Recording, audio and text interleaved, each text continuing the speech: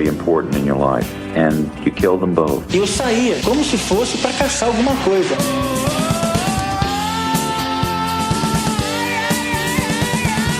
I got this fantasy. I started working out this fantasy online.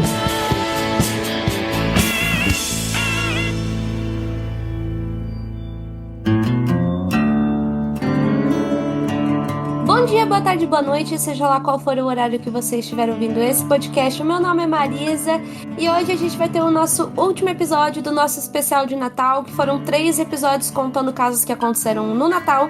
O Natal já passou, mas a gente vai fechar com chave de ouro com um caso que é muito conhecido.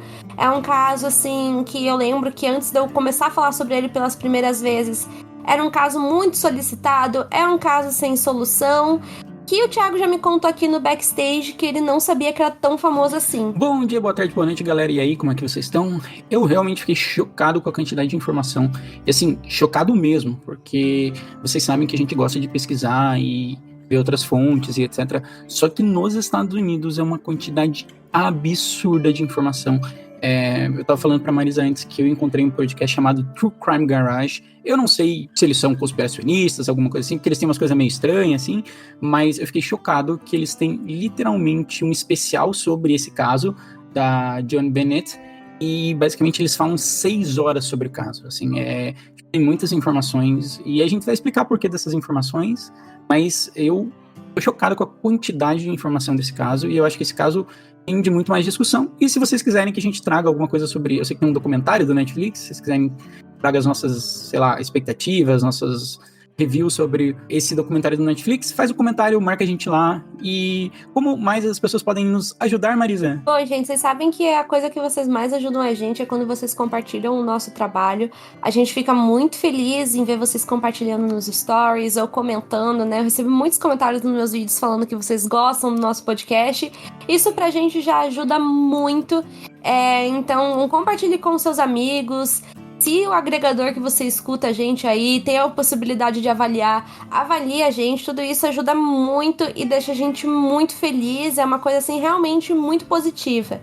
E também para quem quiser ajudar, né, final de ano, né, dar um presentinho pra gente, para ajudar a gente a manter esse podcast, ajudar nós a fechar as contas do mês, vocês podem estar mandando um pix pra gente pelo e-mail contato@apenazumpodcast@gmail.com, tudo juntinho, qualquer valor já é muito importante pra gente, já ajuda a gente demais, ou apoiar a gente pela Aurelo, que lá vocês apoiam a gente tanto só ouvindo, ou seja, se você ouvir nosso podcast, você baixa o aplicativo e você ouve gratuitamente, só de ouvir dar o play lá já ajuda a gente com alguns trocados, e também vocês ajudam a gente demais, se você puder, claro, apoiar a gente lá com um valor fixo lá. E também, né, gente, como eu disse, só de apoiar a gente, seguindo a gente, falando que gosta do nosso podcast, vindo conversar com a gente, isso são todas coisas que a gente gosta muito. Só antes, a gente gostaria de agradecer aos nossos apoiadores.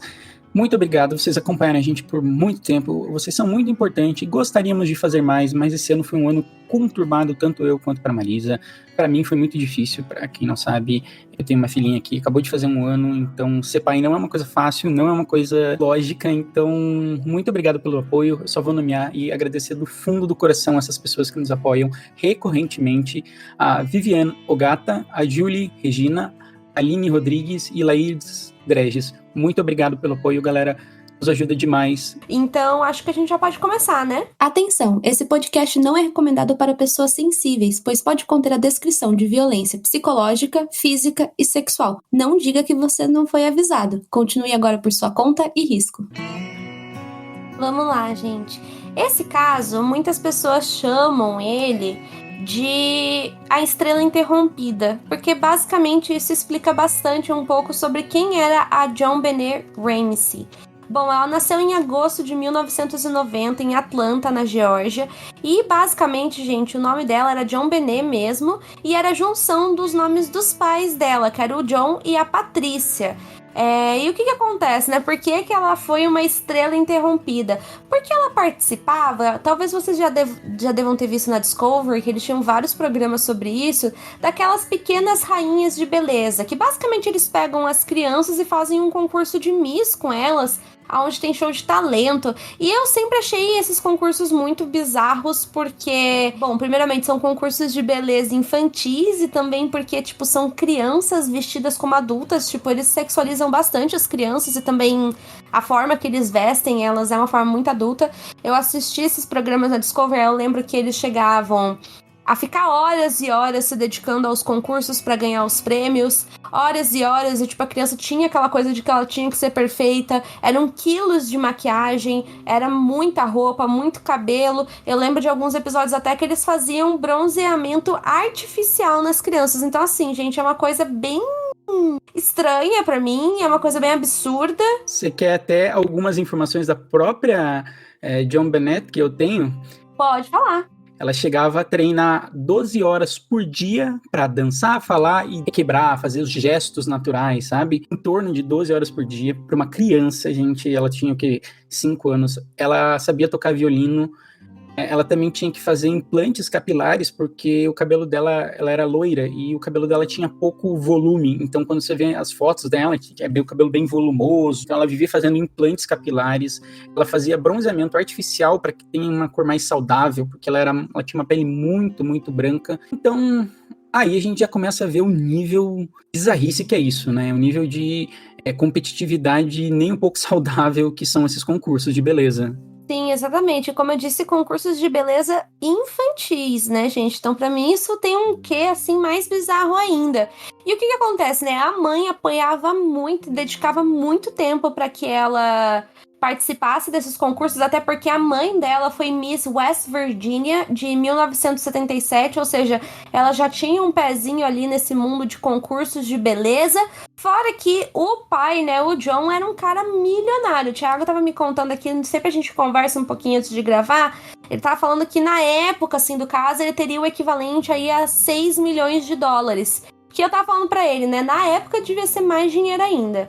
Foi o que o Thiago disse. E eu falei que hoje em dia eu já estaria tranquila com esse dinheiro na minha conta. Então, assim, é muito dinheiro até hoje.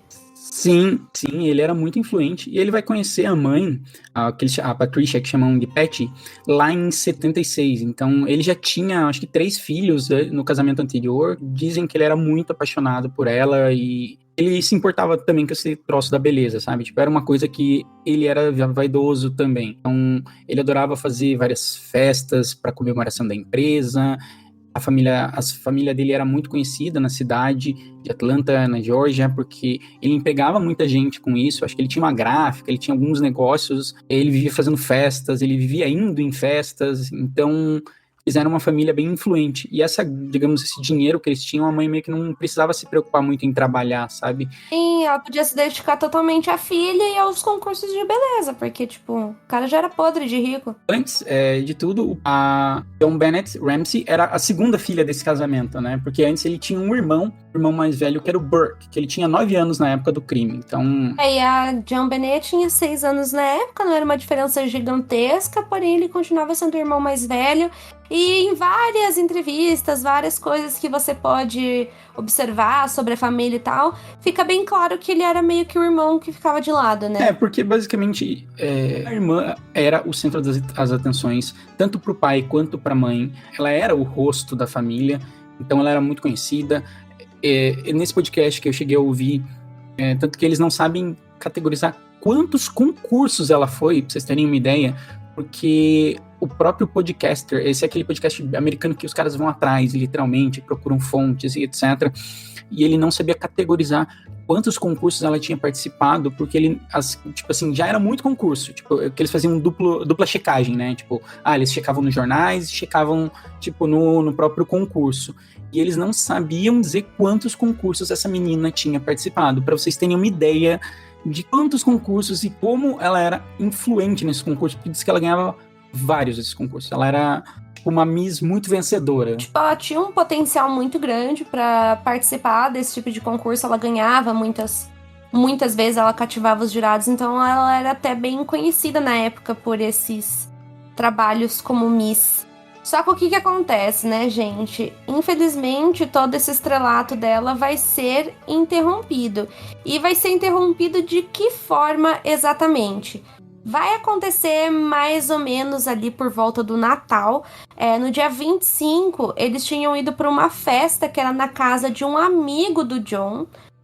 Esse amigo tava fazendo uma festa ali, uma reuniãozinha de Natal, e a família voltou para casa deles por volta das 10 horas da noite. Deixaram as crianças no quarto para dormir e mais ou menos ali por volta das 6 horas da manhã do dia 26 de dezembro de 1996, os pais perceberam que a John Bennett tinha desaparecido. Eles procuraram ela pela casa, mas ela não foi encontrada. E o que eles acabam achando depois? Eles acabam encontrando um bilhete que acabou sendo encontrado pela mãe, estava na escadaria da casa. Ela volta pro quarto da filha e vê que a filha não estava no quarto. Eles procuraram meio que uma vistoria na casa e não acharam ela. E aí ela leu esse bilhete. Sr. Ramsey, escute com atenção. Somos um grupo que representa uma facção estrangeira. Respeitamos o seu negócio, mas não o país que ele serve. Neste momento, temos a sua filha em nossa posse e ela está segura e ilesa. Se você quer que ela veja o ano de 1997, você deve seguir as instruções ao pé da letra. Você vai sacar $118 mil, sendo 100 mil notas em notas de 100 e o restante em notas de 20. Você vai colocar o dinheiro em um saco de papel marrom assim que chegar em casa. Eu vou ligar amanhã por volta das 8 ou 10 horas da manhã para te instruir sobre a entrega. Se nós monitorarmos que você conseguiu sacar o dinheiro mais cedo, podemos ligar para realizar a entrega mais cedo também. No caso, a entrega da sua filha. Qualquer desvio em relação às instruções resultará na execução imediata da sua filha, e seus restos mortais lhe serão negados, impedindo que você faça um enterro decente.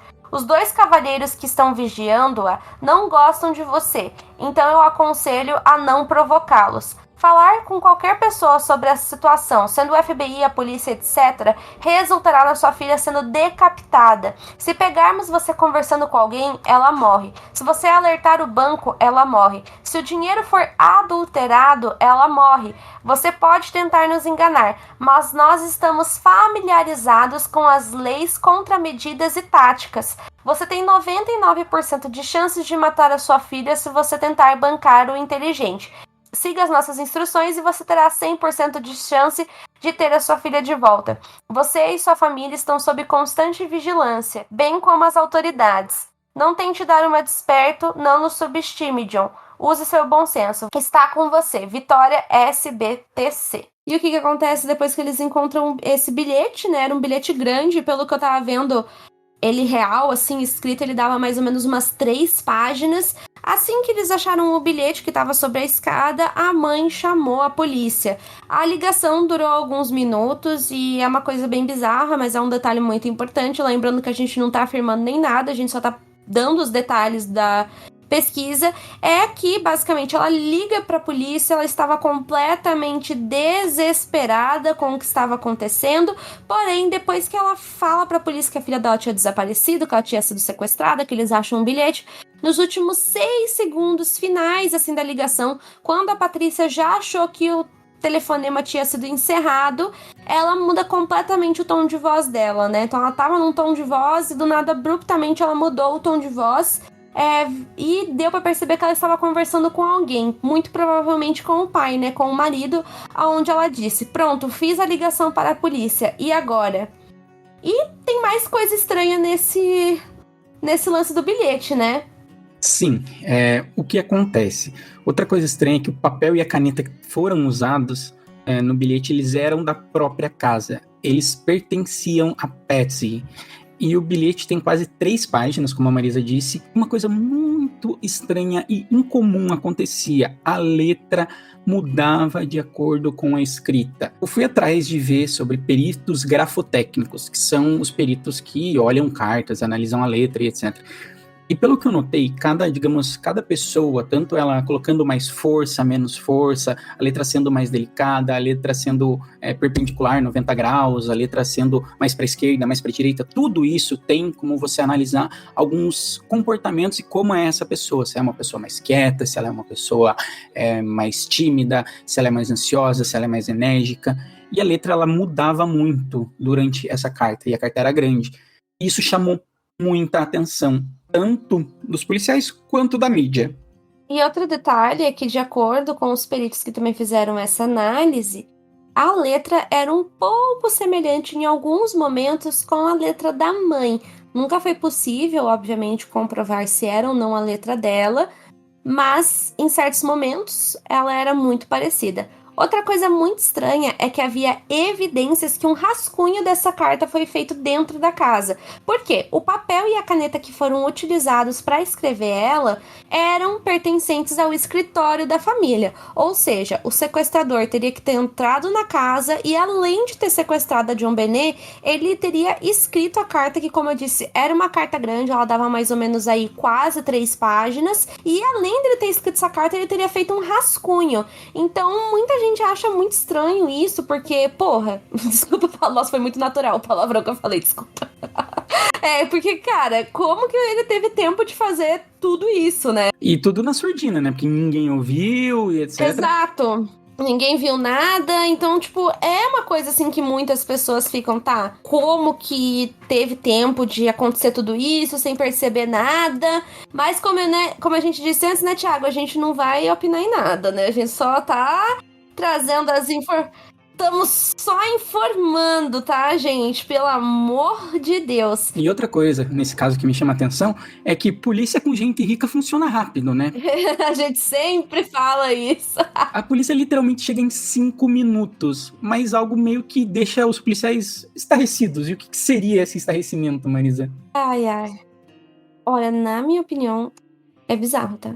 Desculpa falar, mas na minha opinião é meio bizarro, porque, tipo assim, a casa tava lá, eles chamam 5 minutos, quando a polícia chega, praticamente toda a família da JonBenét, a família inteira Ramsey, estava na casa ocupando os sofás, conversando com os pais da menina, enfim, né, gente, toda aquela gentaiada dentro da casa, e a polícia ficou muito surpresa. Até porque, né, como vocês sabem, por mais que dentro de um sequestro seja orientado para não comunicar a polícia, você tem que comunicar a polícia, porque eles têm as técnicas de como lidar com essa situação e por aí vai. Então, no próprio bilhete dizia que ninguém mais poderia saber o que estava acontecendo, e quando eles chegam lá, tá toda a família lá. E fora que eu até gostaria de fazer uma retrospectiva, voltar em todos os casos que a gente já gravou aqui, pra ver quantas vezes a gente já falou isso. Que na cena do crime não se mexe. Então, querendo ou não, por mais que não se soubesse onde ela foi retirada, tudo que estava acontecendo, todas aquelas pessoas ali dentro da casa, naquele momento, alteraram a cena do crime completamente. Então, o que isso significava? Que se tivesse alguma evidência sobre quem era aquele sequestrador, se tivesse alguma digital, algum fio de cabelo que fosse crucial para a solução desse caso, foi perdido, basicamente. E eu acho essa parte muito estranha. Eu acho. Eu também acho bem estranho, e outra coisa que não faz sentido. Tipo, você recebe uma carta, a qual diz pra você não fazer contato nenhum, e você sai contactando todos os seus parentes, sendo que na própria carta dizia que você está sendo vigiado. Tipo, qual o sentido? Sério, tipo, eu não consigo compreender esse caso nesse nível, porque é muito bizarro, é umas coisas meio nonsense, assim. Tipo, tinha várias pessoas, a polícia chega a tirar fotos na casa, e o que acontece? Tem algumas evidências que a polícia tira foto da casa. E aí depois a polícia vai revistar a própria casa porque eles encontram alguma coisa ou outra e a evidência já não tá mais lá. É absurdo, porque a sua filha foi sequestrada, você não tem que ficar, tipo, é importante você chamar pessoas pra te confortar? Sim, é importante. Mas, cara, não deixa ninguém mexer nas provas, tem evidência por toda parte e não sabe o que tá acontecendo. Então, aí chega na parte da casa, né? A casa ela não apresentava nenhum sinal de arrombamento, nenhuma porta estava quebrada, nenhum caixilho parecia forçado. Porém, no porão havia um buraco na parede que dava pro lado de fora. Mas uma coisa que era meio estranha é que esse buraco do lado de fora parecia intacto, depois ele estava cheio de teia de aranha e a neve ainda estava lá. Então a polícia só viu, mas também não desconfiou de muita coisa. A possibilidade que a polícia fez foi acreditar que os pais estavam envolvidos diretamente nesse crime, né? Vale lembrar que até esse buraco que dava pro lado de fora, que tinha acesso ao porão, ele tava, tipo, intacto, tanto que falam que tinha, tipo, as teias de aranha no buraco. E, tipo, nem as teias de aranha tinham sido mexidas. Tipo, tava tudo literalmente no lugar. Então, assim, era uma coisa muito estranha, assim, não dava pra entender o que estava acontecendo. Então, logo no começo, a polícia já começou a suspeitar que os pais estivessem envolvidos. Então, não é, tipo, só uma teoria aí que a galera tem. Isso foi uma coisa que realmente foi levantada pela polícia. Então, assim, eles começaram a investigar, eles isolaram o quarto que pertencia a John Benet, começaram a entrevistar os pais, o irmão Burke, né, de 9 anos... E, basicamente, né, uma das primeiras informações que o pai dá para a polícia é que ele achava muito estranho o fato deles exigirem o valor de $118 mil. Por quê? Porque aquele valor era exatamente o valor que ele tinha recebido de bônus de Natal naquele ano, né? Então a empresa pagava os bônus, né, pro pessoal, e o bônus de Natal que ele tinha ganhado era exatamente desse valor. Então, assim, nesse começo a polícia percebeu, tá, é uma informação que provavelmente ou os próprios pais sabiam, né, desse valor, ou alguém próximo à família sabia que eles receberiam esse valor naquele Natal. Então, por causa disso, né, foi uma coisa assim que levantou um alerta na polícia.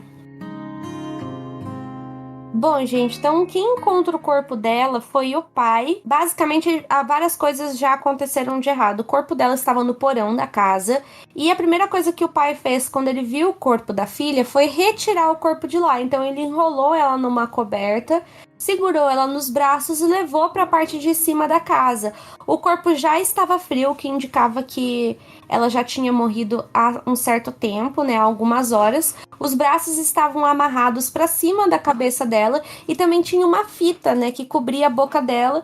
E, além disso tudo, havia sinais de que ela havia sofrido um abuso sexual e também que ela tinha sido estrangulada. Tanto que ela estava com uma corda no pescoço. E qual que é o problema disso tudo? É que, primeiramente, ela estava ali na casa esse tempo todo. O corpo já estava frio, que indicava que fazia um bom tempo que ela tinha morrido. E terceiro, o pai mexeu no corpo. Ele literalmente tirou o corpo de lá.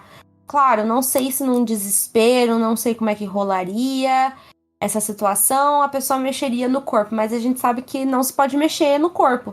Tanto que até hoje não sabemos exatamente como era a posição que o corpo estava quando ela morreu. A gente não sabe como é que era a posição original. E outra, digamos, grande contradição que eu vi nesse caso é que muitas pessoas falam que ela tinha indícios de abusos sexuais. Só que muito, pelo que eu vi, muitas pessoas contestam isso, e porque a própria polícia nos laudos e etc. não atesta abuso sexual. Então essa é uma coisa que fica meio nebulosa nesse caso. Foi uma das grandes contradições que eu vi, assim, tipo, algumas pessoas são taxativas e outras pessoas falam não tinha. Então, Mas é meio foi uma... porque, se eu não me engano, tinha sêmen, não tinha?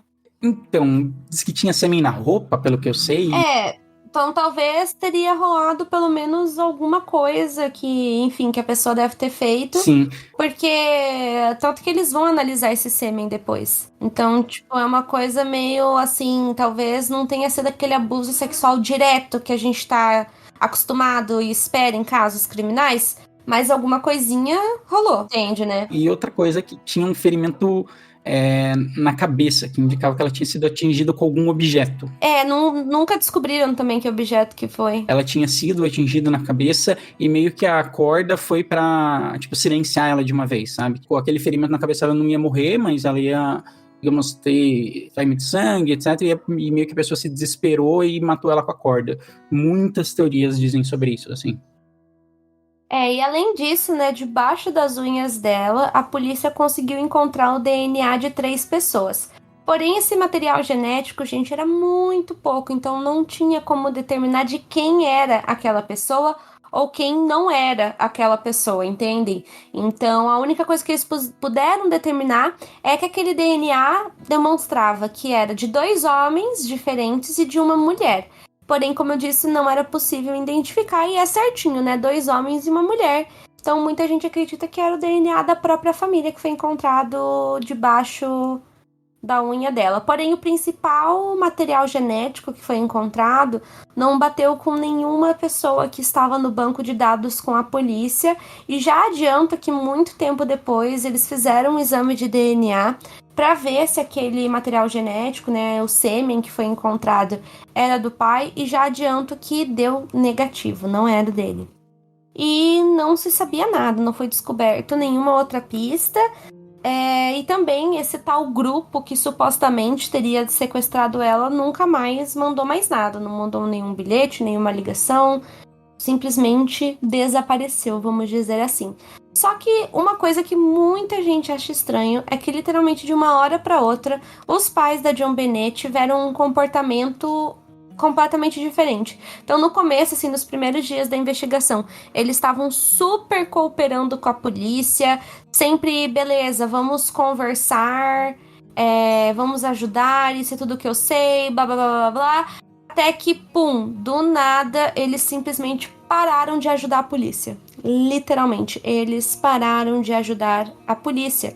Eles, inclusive, preferiam participar de vários programas na televisão, onde eles levavam a foto da filha e falavam sobre o caso, do que propriamente participar da investigação.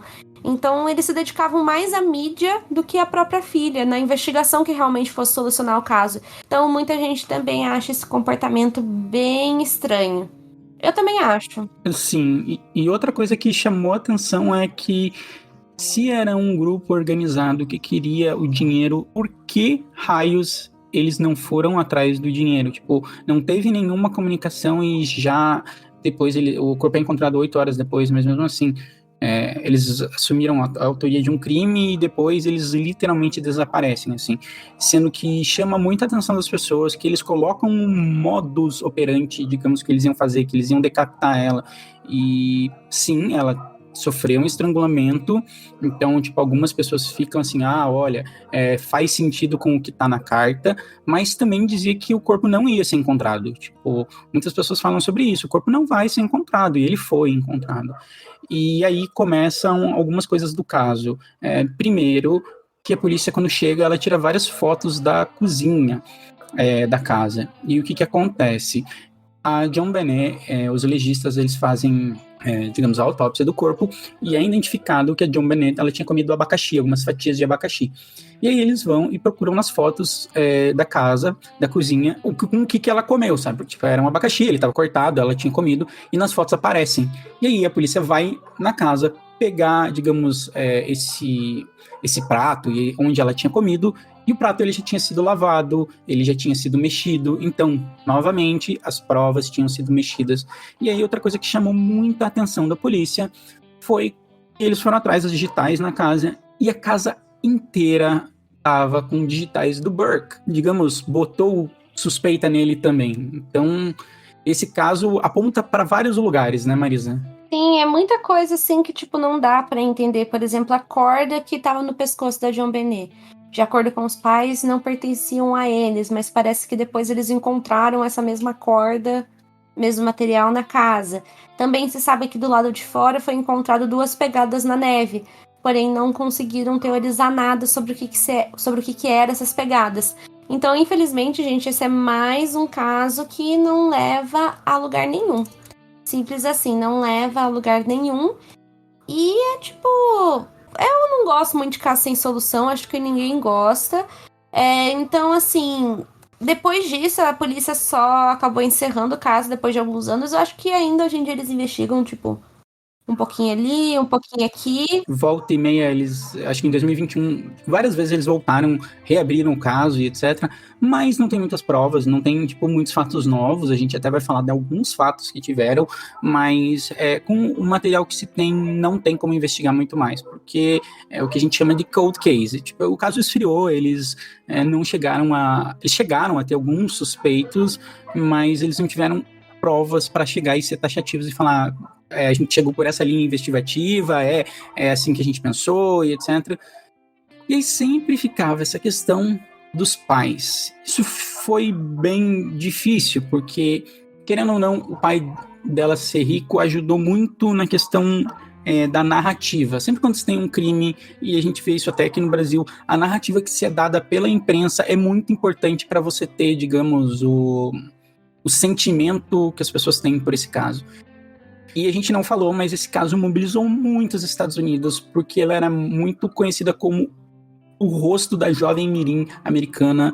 Ela era considerada uma futura estrela em ascensão, tipo, porque ela sabia fazer várias coisas. As professoras de colégio diz que ela tinha uma oratória, assim, que era muito acima do nível de idade dela, então, que ela era um fenômenozinho mesmo, e a gente sabe que ela era muito mimada. Várias pessoas falam dela ser muito mimada, mas vocês têm que pensar, gente, ela era uma criança extremamente exigida. Tipo, eu nem critico, todo mundo falava que ela era uma criança muito estressada, muito explosiva e etc. E eu nem consigo, digamos, julgar ou coisa do tipo, porque pensa, você é uma criança de poucos anos de vida e você, sei lá, faz 12 horas de treinamento, você sabe tocar violino, você tem que fazer implante, você tem que, sabe, fora todo o estresse de você tem que ganhar, você isso, você aquilo, a sua família coloca muitas expectativas em cima de você, então você ser uma criança extremamente estressada e pedir o que você quer e os pais darem o que ela quer, era meio natural, assim, tipo, não vou dizer que é o que você quer pro seu filho, mas era meio que esperado na situação dela, assim. Exato, né? Então, assim, gente, uma teoria que muita gente acredita até hoje é que os pais, de alguma forma, estariam envolvidos no crime. Por isso que todas essas coisas foram ocultadas. Por isso que, enfim, gente, tudo isso aconteceu. Muitas coisas estranhas, muitas alterações na cena do crime. É muito importante a gente saber que a mãe, no caso, a Patrícia, ela já faleceu. O pai e o irmão ainda estão vivos. Mas, como eu disse, uma das principais teorias é de que os pais, de alguma forma, estariam envolvidos no crime. É uma coisa muito importante da gente saber, que muita gente acha que pode ter sido o pai, porém, como eu disse, o material genético foi comprovado que não era do pai, e muitas pessoas acham que o irmão esteja envolvido. Dizem que tem uma entrevista com o irmão, que ele tem um comportamento bem estranho, assim, ele já é adulto na entrevista, e muita gente diz que era bem claro os ciúmes que ele sentia da JonBenét, que ele tinha uma certa raiva, então muita gente acha que alguma coisa na família aconteceu naquele dia, muita gente acredita até mesmo que a mãe teria matado a filha, que talvez algum surto de raiva tenha acontecido, enfim, são muitas teorias e muitas coisas bizarras que pode ter acontecido em relação à família, mas como eu disse, provavelmente vai ser uma coisa aí que a gente nunca vai saber, mas é uma teoria, sim, gente, é muito espalhada, a teoria dos pais, porém não são as únicas coisas, né? A outra teoria que pegou bastante falava de um homem que ele estava vestido de Papai Noel, ele teria invadido a casa na noite do Natal, o nome dele era Bill, ele havia visitado a família uns 2 dias antes, e nesse caso, várias pessoas tinham fixação, quase como um stalker por ela, então, tipo, que ele era uma dessas pessoas, assim. Ela chamava muita atenção, tipo, ela era muito visada na cidade, assim, tipo, as pessoas conheciam a JonBenét porque ela era muito conhecida e ela chamava muita atenção. Então, vocês devem saber que, tipo, se hoje já rola uma sexualização absurda de pessoas, imagine uma menina que, tipo, estava no foco. Eu não concordo com isso, mas acontece, né? A gente tem que saber que acontece. Então, assim, são vários homens que a gente vai listar agora que tinham essa fixação pela JonBenét. Um outro homem foi o Michael Helgoff. Basicamente, ele admitiu ter matado a JonBenét para um amigo, só que ele misteriosamente foi encontrado morto 2 meses depois. Então, basicamente, não foi possível determinar se ele foi ou não o autor do crime, mas rolou essa confissão na mesma época, nos poucos dias depois que o assassinato foi descoberto. E anos depois, um professor de 41 anos também confessou ter matado a JonBenét, porém esse caso se sabe que é bem mentira, que foi o John Mark Core. Ele foi preso no dia 15 de agosto de 2006, e durante o julgamento ele alegou estar drogado e por causa disso ele abusou e matou da JonBenét. Porém, ele acabou sendo inocentado desse caso, ele cometeu outros tipos de crime depois, porque foi constatado que ele não estava lá durante o período do crime, né? Ele nem estava na cidade. Também foi constatado que aquele material genético não pertencia ao John Mark. E que ele também alegava que ele tinha drogado a JonBenét, etc. E a autópsia não tinha nenhum sinal de alguma droga no corpo da JonBenét. Na época, fez bastante bastante barulho essa acusação. As provas que tinham não sustentavam o que ele falava, assim. Basicamente isso. E aí eu acho que a gente entra num dos casos mais bizarros. Quer dizer, antes da gente entrar nesse caso, é bem importante a gente falar que em 2018 eles fizeram novas análises do DNA que foi encontrado nela e por aí vai. E foi possível traçar que provavelmente o homem que fez isso com a JonBenét tem alguma origem hispânica, né? Mas, mesmo assim, continua sendo uma coisa muito neutra, né? Porque existem milhares de países hispânicos, então não tem como determinar nada a respeito disso. Porém, foi possível a polícia pelo menos ter uma luz ali. E aí sim a gente entra no cara que, na minha opinião, é o mais estranho dessa lista, que é o Gary Olive, de 54 anos.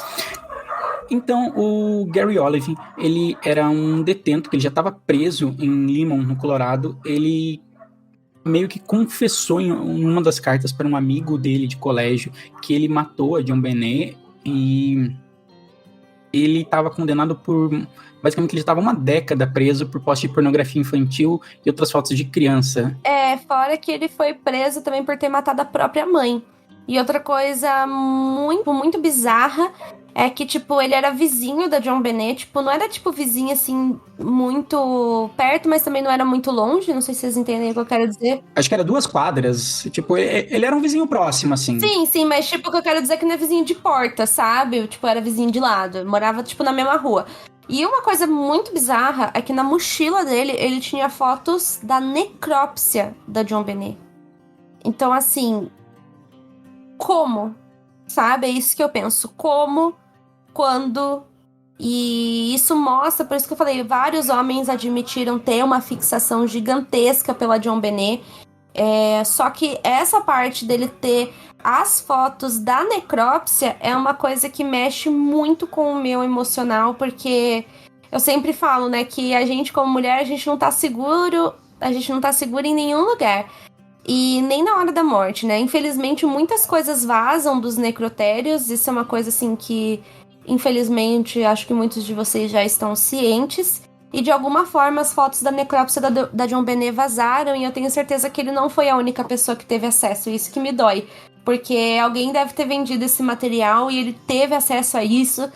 E é muito bizarro, porque eu vou ler um pedacinho aqui dessa tal carta que ele enviou para esse amigo, né? Essa carta, ela foi escrita e veio à tona em 2019.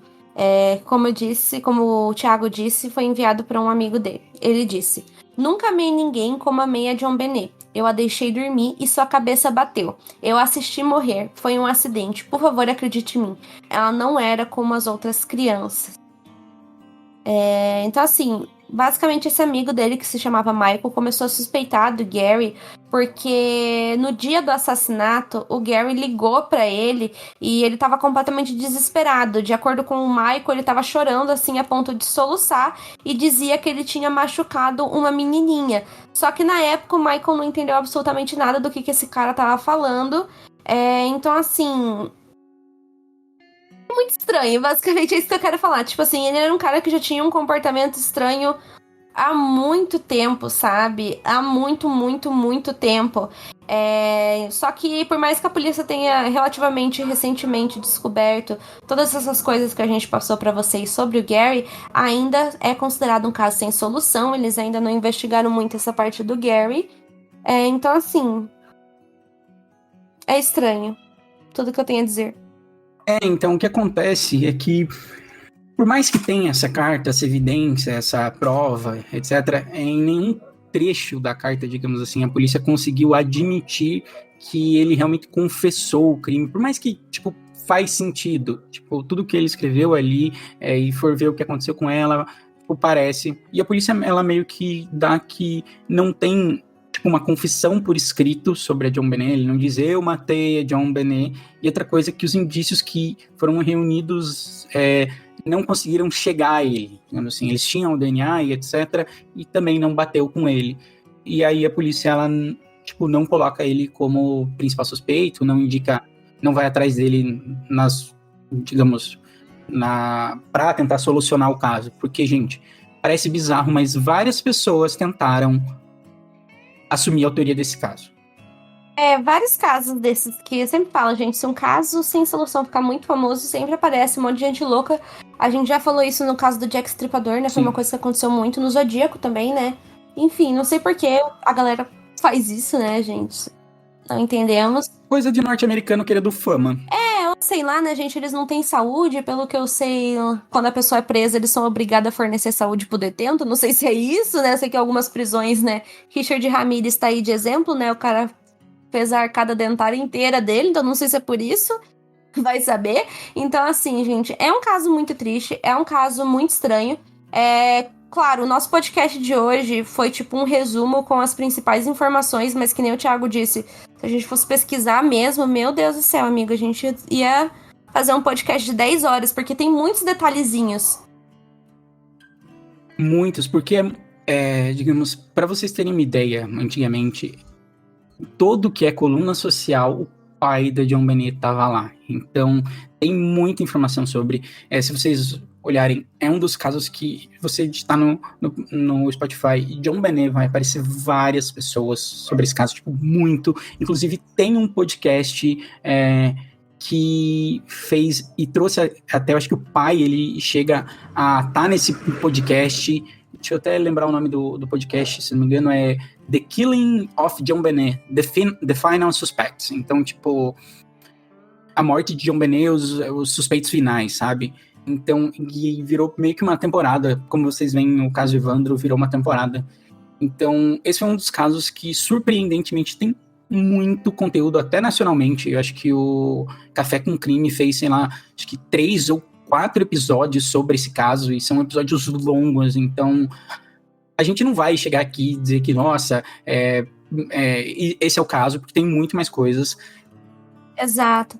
Mas é porque o nosso estilo de podcast também é, tipo, trazer os casos em um episódio só com o máximo de informações. A gente não gosta muito, eu acho que é um estilo meio do Thiago, de ficar quebrando muito um caso só. O máximo que a gente pode trazer é depois, caso saia alguma atualização ou caso saia alguma coisa nova sobre o caso, a gente pode estar trazendo.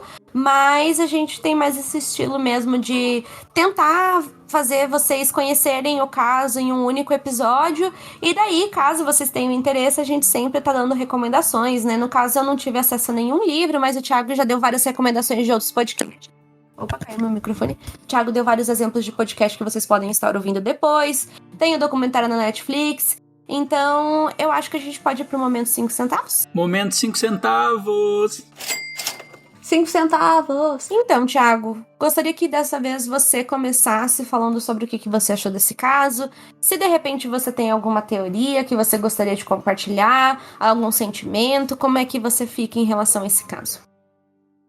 Bom, num primeiro momento eu acho muito bizarro toda essa questão da Miss, porque pra mim parece algo meio que fora da realidade, tipo, uma menina de, tipo, 5, 6 anos fazer tanta coisa, sabe? Eu fico pensando com... Tipo, eu sei que algumas pessoas vão achar que eu tô falando besteira, mas quão infeliz devia ser a vida dela, porque, cara, imagina a pressão que essa menina tava, sabe? E pensa, pensa você e sua mãe é 24 horas pra você e tem expectativas gigantescas, e o caso John Bennett é uma coisa que chamou muita atenção, e até hoje, gente, se você, tipo, vai lá, digita John Bennett e coloca, digamos, vai em notícias, você vai ver que, sei lá, o meio-irmão da John Bennett falou alguma coisa sobre os assassinatos que tiveram aí esses tempos atrás, sobre as pessoas que estavam, jovens que morreram numa chácara, eu não sei muito bem, mas isso é que aconteceu. Então, tipo, até hoje, esse caso tem uma repercussão gigantesca, as pessoas a família dela tem uma grande influência sobre a mídia, e isso é meio absurdo pra mim, sabe? Pra você pensar quão grande e influente são essas pessoas que estão nos casos. E, gente, desculpa, pega uma foto da John Bennett, você vai ver ela parecendo um adulto. É uma coisa meio bizarra pra mim, uma criança de, tipo, tão pouco tempo ser tão sexualizada, tipo, e, gente, eu digo muito sexualizada, tipo, é uma parada bizarra, pra mim não tem sentido ela ter brincos gigantescos, tá com shorts curto, sei lá, gente, eu só acho esse caso de extremo mau gosto, assim, sabe? Tipo, o estilo de vida. Tipo, vocês podem me questionar, mas eu acho de extremo mau gosto. Estranho mesmo, Thiago. Eu sei porque, como eu disse, eu acompanhava, não lembro, acho que é Pequenas Misses, o nome do reality show que tinha na Discovery. E eu acompanhava, adorava assistir. E, tipo, eu era nova, assim, relativamente, quando eu assistia. Tipo, eu era pré-adolescente. Nessa época, assim, que a gente não tem muita noção das coisas, eu já achava muito estranho. Tipo, eu assistia com a minha avó e a gente achava muito bizarro. Tipo, elas fazendo bronzeamento e tal. E é uma coisa, gente, muito da cultura dos Estados Unidos, assim. Como eu falo, os Estados Unidos tem umas culturas, assim, que eu fico, gente, essa coisa bizarra, né? Então, assim, é uma coisa muito estranha. E realmente eu acho meio triste, porque é uma exposição que eles causaram na filha deles, assim, de certa forma. Porque, assim, gente, independentemente se foi os pais, se foi alguém da família ou não, se foi uma pessoa de fora, teoricamente ela conheceu ela devido a essa exposição que a família dava à própria filha. Então, assim, na minha opinião, esse caso ele é muito bizarro, ele é muito triste. Acho, sim, o comportamento dos pais estranho no decorrer do caso, no sentido de que eles literalmente mexeram muito na cena do crime, deles terem mudado de comportamento. Não sei, eu acho estranho sim o comportamento deles, mas também não posso afirmar se foi a família. Literalmente ninguém pode afirmar absolutamente nada a respeito desse caso. Mas é muito estranho. E realmente essa coisa assim de cultura de Miss que tem nos Estados Unidos, acho que é uma coisa que deveria ser revista. Porque, tipo, um adulto participando de um concurso de beleza, literalmente, né? A pessoa já tem uma consciência sobre o que ela está fazendo ali naquele momento, né? Pelo menos que ela é adulta, ela sabe as consequências que ela vai sofrer em se inscrever em alguma coisa, porque tem uma pressão psicológica gigantesca, até mesmo para quem é adulto, mas para uma criança que não entende, para mim muito mais soa como um capricho dos pais. Porque eu acho que dificilmente uma criança ia querer fazer isso da forma que ela fazia, entende? Por tanto tempo, 12 horas de treinamento, sendo perfeita, tentando aparecer perfeita. Então, para mim, não vai, entende? É isso que eu quero dizer. Mas gostaria de encerrar o que eu tenho pra falar falando que, tipo, cara, pra mim, o comportamento dos pais é estranho, sim. Podem me dizer que não. Ah, não, Marisa, não é. É estranho, sim. Tudo que eu tenho a dizer é isso. Sim, é muito bizarro. E só pra dar notícia, é sobre o assassinato que teve em faculdades de Idaho, que ele falou sobre, o meio-irmão falou sobre. Então, tipo, digita aí, vocês vão ver. E é meio bizarro esse comportamento, porque os pais não foram nada cooperativos, e aí, se você acha que uma pessoa não é cooperativa, ela não vai falar com ninguém. E aí eles falam abertamente com a mídia. Eles estavam, tipo assim, todo momento que eles podiam na mídia, e até hoje eles estão na mídia, pra vocês terem uma ideia. O pai dele teve um podcast, um podcast muito grande, assim, que Exato. se propõe a uma coisa muito grande. Tipo, esse podcast eu não tive a oportunidade de ouvir, porque, pra vocês terem uma ideia, esse The Crime Garage que eu vi, o podcast tem 6 horas, pra mais de 6 horas. O episódio que menos tem, menos minutagem tem 1h13, 1h10, então, tipo, 57 minutos. Eu sei que, cara, tem muita informação. É um caso que não se esgota aqui, que tem muita coisa. E vai ser sem solução. O caso tem, tipo, 20 e tantos anos e, desculpa, gente, a gente não vai achar um assassino. Porque, infelizmente, não tem provas o suficiente, sabe? Tipo, as provas foram mexidas, o local foi mexido, as evidências não fazem muito sentido, até aquela coisa, tipo, eles foram mexer na cozinha e a cozinha tava cheia de digital do irmão, e aí, sei lá, tipo, muitas pessoas já teorizaram que foi o irmão, porque o irmão tinha ciúme delas e etc. E o irmão não tem um comportamento normal, tipo, que eu digo assim, normal, ele, sei lá, não parece natural o comportamento dele. Ele é uma pessoa estranha. Independente se foi ele ou não, ele é uma pessoa estranha. Acho que é isso que o Thiago tá querendo dizer. Sim.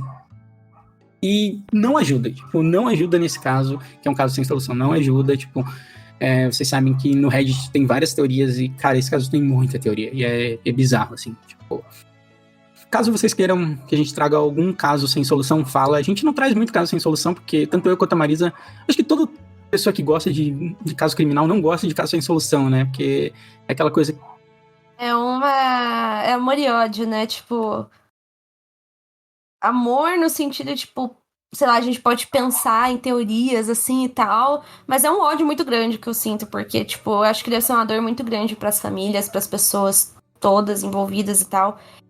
Eu ia ficar muito chateada se eu fosse a pessoa que morreu e não solucionassem o meu caso, então, tipo assim. É uma coisa meio complicada, mas a gente sabe que alguns de vocês gostam bastante, então se vocês tiverem alguma sugestão de algum caso que seja muito diferente, mande aí, gente, porque oficialmente esse é o último podcast do ano de 2022. A gente quer muito agradecer vocês por terem acompanhado a gente ao longo desse ano. Vai ter podcast ano que vem, sim. Vamos iniciar uma nova temporada, temporada de 2023. Não sei se eu e o Thiago a gente vai tirar umas férias do podcast, eu acredito que não, então acho que até comecinho de janeiro a gente já tá aí de volta. Ou não, né? Mas acho que não, acho que a gente vai estar aqui sim. Então, por favor, mandem sugestões de casos, a gente tá querendo se tornar mais ativo. Provavelmente a gente vai abrir enquetes para decidir alguns casos pra gente trazer aqui pro podcast, mas a gente sempre tá ouvindo várias sugestões de vocês. Pode ser temático, né? A gente já fez alguns podcasts temáticos também. Então, se vocês tiverem interesse em mandar alguma coisa, manda pra gente que a gente vai ficar muito feliz. E muito obrigada por terem acompanhado a gente nesse ano. E, por favor, venham com a gente pro ano de 2023, que prometemos trazer muito conteúdo pra vocês. Então, muito obrigada, gente. Foi muito importante. Bom, galera, eu gostaria de agradecer muito esse 2022. A gente produziu bastante conteúdo, às vezes a gente pensa que não, mas foi bom ter aquelas métricas do Spotify, porque eles nos disse que a gente produziu muito, assim, a gente aumentou muito a quantidade de produção de conteúdo, a gente pode ter falhado em algumas semanas, vocês sabem, foi um ano difícil, tanto para eu quanto para Marisa. Ano que vem vai ser um ano diferente, a gente tá amadurecendo o podcast, acredito que é isso, o nome é amadurecimento, porque para vocês saberem, o nosso podcast é um podcast amador. A gente tem métricas muito legais, a gente tem um público muito engajado, como vocês sabem, a gente bateu 1.000 avaliações 5 estrelas no Spotify, que foi uma coisa muito grande esse ano, foi uma conquista pra gente como podcast independente, a gente não tem ninguém por trás, e é muito bom saber que vocês gostam do nosso podcast, que vocês estão com a gente, que vocês nos divulgam. E em fevereiro a gente completa 3 anos, eu acho que eu nem cheguei a falar, mas acho que hoje esse podcast é o 51º podcast que a gente fez, então tipo, a gente já produziu muito podcast e a gente tá muito feliz. Em fevereiro a gente vai começar a 3ª temporada do podcast, digamos, a gente vai partir do 2º pro 3º ano, então a gente já tá há bastante tempo fazendo isso. E eu só tenho a agradecer as pessoas, porque eu cresci como pessoa fazendo podcast, fazendo projeto, estudando sobre o mundo podcaster e sobre o mundo do true crime, sabe? Tipo, eu conheci bastante pessoas com isso, eu falo com bastante pessoas diariamente sobre casos criminais, eu vejo pessoas que gostam muito disso, e eu fico muito feliz, gostaria de agradecer, espero que vocês tenham um ótimo 2023, e até ano que vem. Pessoal, muito obrigada de verdade, quero agradecer muito o Thiago por ter me acompanhado nesse ano. A gente também quer ver vocês ano que vem com a gente. Então, um beijo pra vocês e até o próximo episódio. Tchau, tchau, galera. Vocês são demais.